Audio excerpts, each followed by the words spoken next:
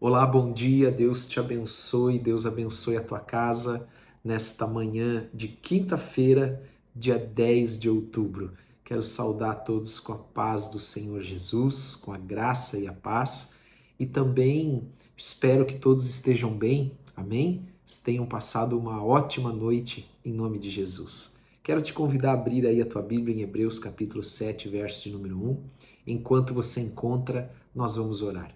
Pai, em nome de Jesus, nós queremos te agradecer por esse dia. Nós te damos toda a honra e toda a glória, todo louvor, Senhor.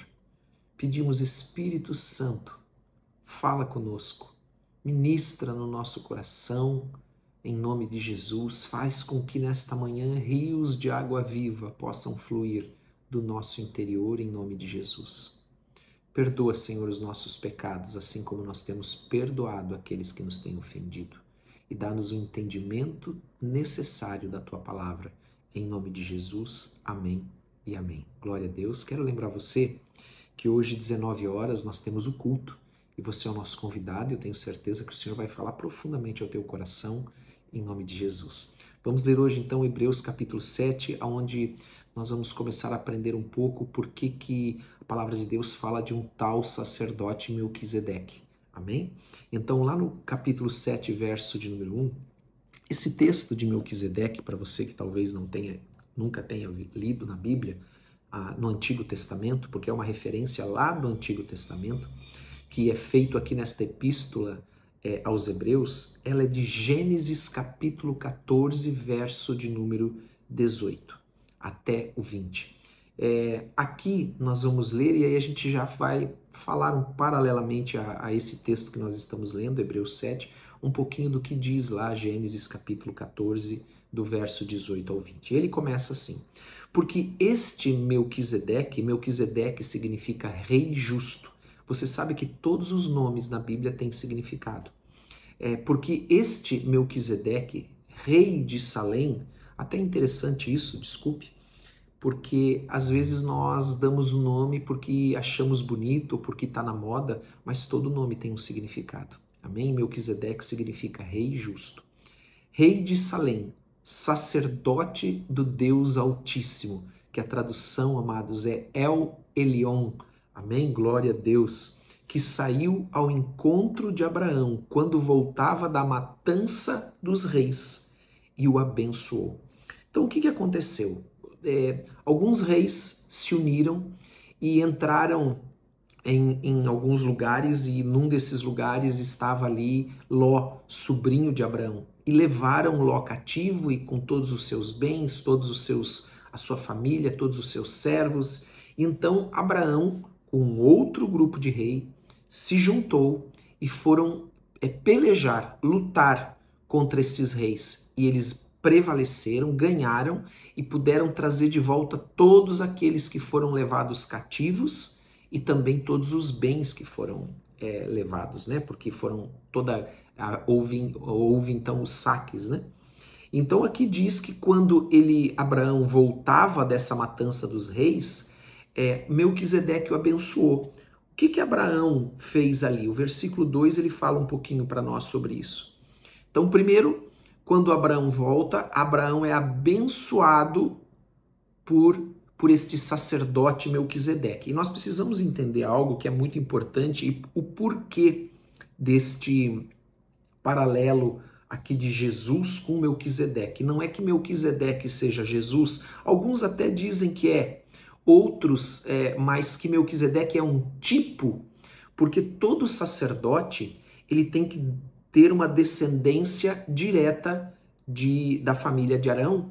Amém? Não pode ser, não é qualquer pessoa que, como nós vimos e aprendemos, se auto-intitula, se auto-nomeia sacerdote ou sumo sacerdote.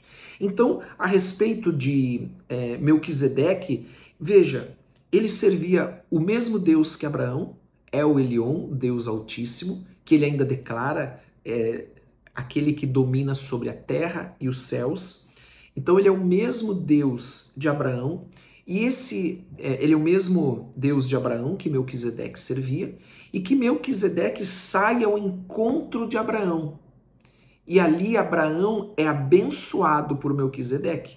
E a gente sabe que o maior abençoa o menor. Vamos lembrar aqui dos nossos pais, quando criança, hoje em dia poucos têm esse costume, mas iam até o pai e diziam que benção pai. Por quê? Porque ele é superior. Amém? Então, neste momento, nós podemos perceber que Abraão reconhecia que Melquisedeque era superior. E a respeito de Melquisedeque também não fala nem do seu nascimento, nem da sua morte. É como se ele permanecesse, amém? E nem de alguém que o sucedeu, né? Que foi depois dele. Então, por isso que ele é um tipo de Jesus, como nosso sumo sacerdote, amém? Que está à direita do Pai, intercede por mim e por você. Então, no versículo de número 2, ele diz, para o qual também Abraão separou o dízimo de tudo. Porque então, quando Abraão voltou desta peleja, dessa guerra, e ele recuperou todas as pessoas e os bens, ele deu o dízimo de tudo.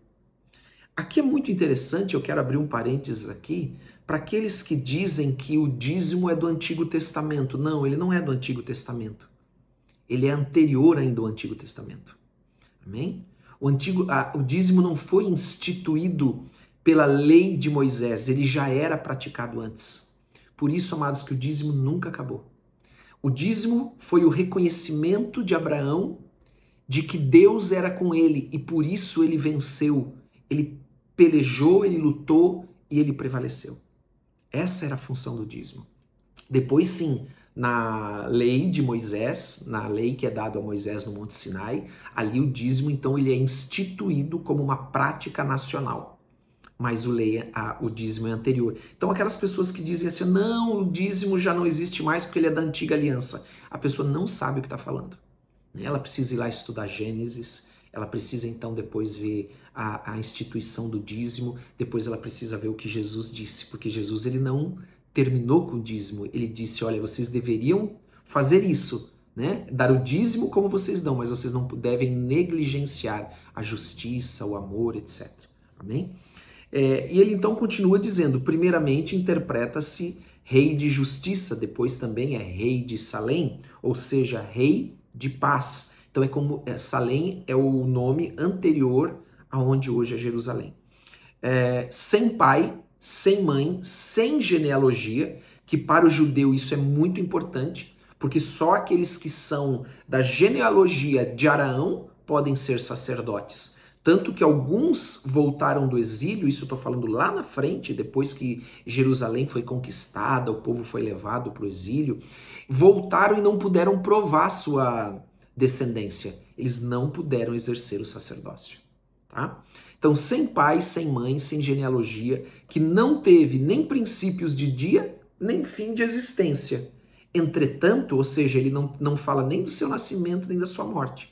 Entretanto, feito semelhante, não é que é Cristo, semelhante ao Filho de Deus, permanece sacerdote perpetuamente. Porque então Melquisedeque se torna um sacerdote que não tem nem começo e nem fim.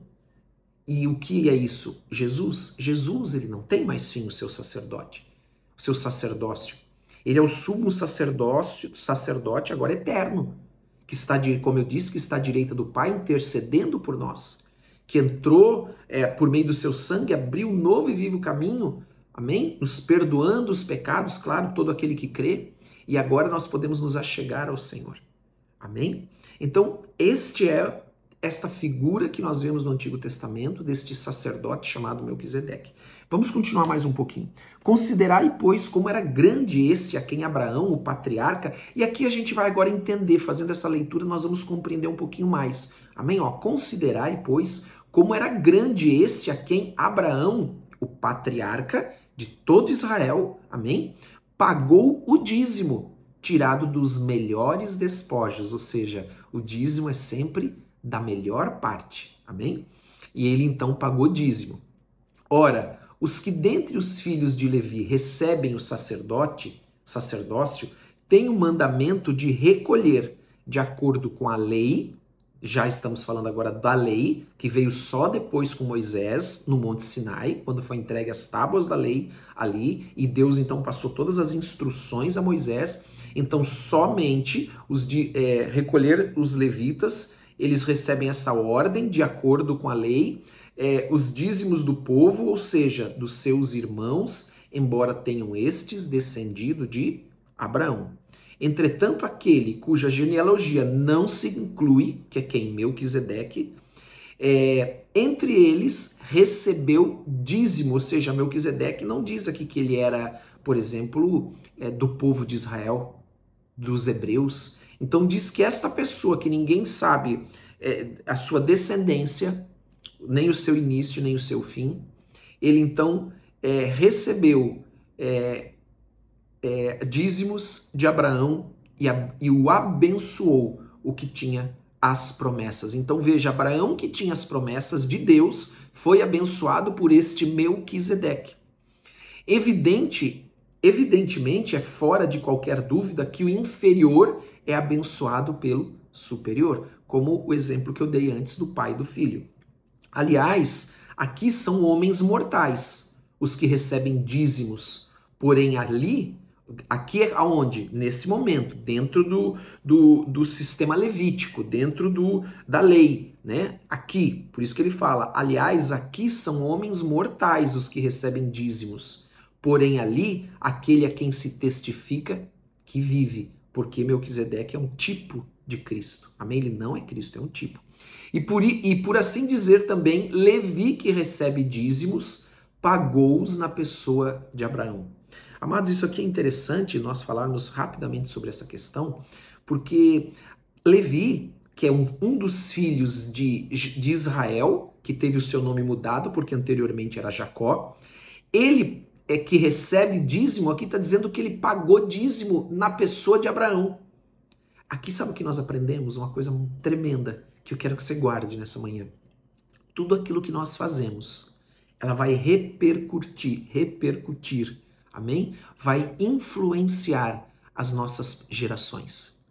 Então aqui, amados, nós estamos falando, Abraão gerou Isaac, Isaac gerou Jacó, e Jacó gerou Levi. Nós estamos falando de 3 gerações, e a Bíblia está dizendo que essa terceira geração, depois de Abraão, pagou dízimos na pessoa de Abraão. Então aquilo que Abraão fez estava depositado ainda diante do Senhor. Era reconhecido diante do Senhor, como se também todos os que nasceram de Abraão tivessem pago dízimo. Entendeu? Na pessoa de Abraão. É tremendo, amados. Então as tuas orações pelo teu filho, pelo teu neto, elas estão depositadas diante do Senhor. Tudo que você faz está depositado diante do Senhor. Porque aquele ainda não tinha sido gerado por seu pai, que é quem? Jacó, que teve o nome mudado lá no Vale de Jaboque para Israel. Quando Melquisedeque saiu ao encontro destes. Então, nós vemos aqui que este Melquisedeque então era um sacerdote. Nós aprendemos aqui que o maior abençoou o menor e que Abraão, quando não havia lei, quando não havia uma regra, deve-se dar o dízimo. Abraão deu em agradecimento, amados. Por isso, amados, que o dízimo é um mandamento, mas ele deve ser feito com o nosso coração alegre, reconhecendo que Deus tem cuidado de nós, tem nos abençoado. Amém? Em nome de Jesus. Vamos orar? Pai, nós queremos te agradecer por essa manhã. Queremos te dar toda a honra e toda a glória. Queremos pedir que o Senhor nos dê entendimento da tua palavra, que o Senhor nos dê a sabedoria que nós precisamos, que o teu Espírito Santo possa continuar ministrando durante esse dia nas nossas vidas. Eu peço, Pai, e oro por cada família que está aqui, cada família aqui representada, pedindo a paz, saúde, proteção em nome de Jesus Cristo. Que esse dia seja um dia abençoado. Ajuda-nos, Senhor. É o que nós te pedimos, em nome de Jesus. Amém e amém. Amém? Deus te abençoe, em nome de Jesus Cristo. Até a noite, às 19 horas. Um grande abraço para todos.